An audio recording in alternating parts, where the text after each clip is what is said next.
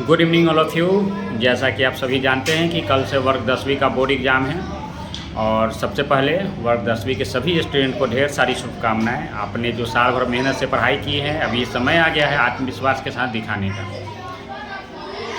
यह आपके लिए सबसे महत्वपूर्ण एग्ज़ाम है क्योंकि यहाँ से आपके भविष्य की शुरुआत हो रही है। आपका यह पहला बोर्ड एग्ज़ाम है, तो आप आत्मविश्वास के साथ एग्ज़ाम दीजिए। जो आपने साल भर मेहनत की, अपने मेहनत पे भरोसा रखिए, उसी को आधार मान के, बेस मान के उसी पे अपना एग्ज़ाम हॉल में जाइए और खुशी मन से, प्रसन्न मन से आप एग्ज़ाम दीजिए।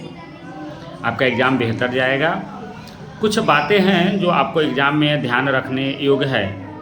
सबसे पहले कि आपको नर्वस नहीं होना है। क्वेश्चन देख के, क्वेश्चन पेपर देख के नर्वस नहीं होना है। अगर मान लीजिए कि सामने अगर एक क्वेश्चन हार्ड आ गया तो उसको देख के नहीं सोचना है कि इस क्वेश्चन को हम नहीं पढ़े हैं या फिर इस टाइप का कुछ हम नहीं देखे हैं। उसको स्किप करना है, छोड़ना है और आगे की ओर बढ़ना है। सबसे पहला आपका काम करना है कि ऑब्जेक्टिव 100 मिलेंगे, साइंस में 80 मिलेंगे, इसमें 40 का ही जवाब देना है। तो सबसे पहले आपको काम क्या करना है कि थ्रू आउट एक बार क्वेश्चन को पढ़ना और टिक लगाते जाना है जितना भी आपको क्वेश्चन याद है। इससे आपका आत्मविश्वास बढ़ेगा। कम से कम आप अगर अच्छे से पढ़ाई किए हैं तो 35 से 40 क्वेश्चन आपका कंटिन्यू बन जाएगा, वो निश्चित है, अगर पढ़ाई आप अच्छे से किए हैं, बेहतर से किए हैं तो सबसे पहला काम आपको यही करना है कि आपको थ्रू आउट देखते हुए, टिक लगाते हुए चला जाना है। 15 से 20 मिनट आपको लगेंगे टिक लगाने में क्वेश्चन पढ़ के, और आपके 30-35 क्वेश्चन कंप्लीट हो जाएंगे। सबसे पहले इस क्वेश्चन को आप भर लीजिए OMR शीट में। OMR शीट में भरने का तरीका आपको क्लास में हम बता दिए हुए हैं। बहुत सारे टेस्ट लिए, इसलिए हम टेस्ट लेते हैं क्लास में कि आपको अच्छे से समझ में आ जाए, बाद में आपको परेशानी ना हो। जैसे यहाँ हम टेस्ट लिए हैं और बताए हैं टेस्ट में कि कैसे क्या करना है, कैसे पहले आपको एग्ज़ाम में किस क्वेश्चन को सॉल्व करना है, सारी चीज़ हम आपको बता चुके हैं। उसी पे आप फोकस करेंगे।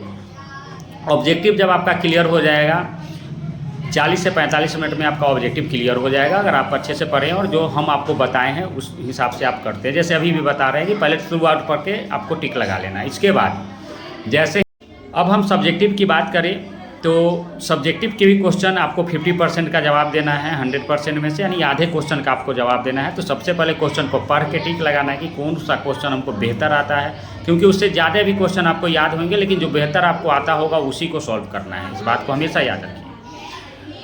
तो सॉल्व करने के बाद आप राइटिंग पे विशेष ध्यान दीजिएगा। राइटिंग साफ़ सुथरा होना चाहिए, क्योंकि अगर राइटिंग आपका साफ़ सुथरा नहीं हुआ, आंसर उत्तर दिखाई देना चाहिए कि हम किस प्रश्न का जवाब दिए हैं। यह आपके लिए बहुत इंपॉर्टेंट है, इसको आपको दिखाई देना चाहिए। पैराग्राफ छोड़ के ही आप अपना आंसर शीट तैयार करें। याद रखिए, पैराग्राफ छोड़ के ही आप अपना आंसर शीट तैयार कीजिएगा।